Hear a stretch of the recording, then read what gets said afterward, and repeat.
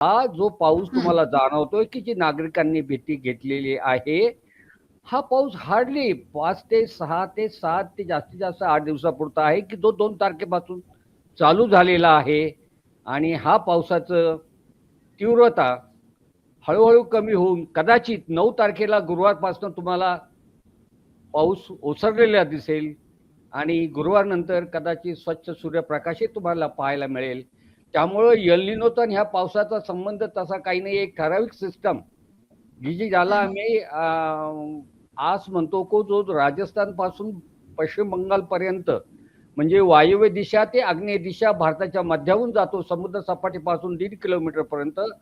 हा त्याच्या सरासरी जागेपेक्षा दक्षिणेकडे सरकल्यामुळं आणि बंगालच्या उपसागरात तयार झालेलं कमी दाबाचं क्षेत्र की ज्यामुळे अरबी समुद्रामध्ये दक्षिण आफ्रिकेच्या पूर्व किनारपट्टीला वारे आदळून ज्या वेगाने मुंबईकडे निघालेले आहेत, त्यांचा वाऱ्यांचा वेग हा वाढलेला आहे.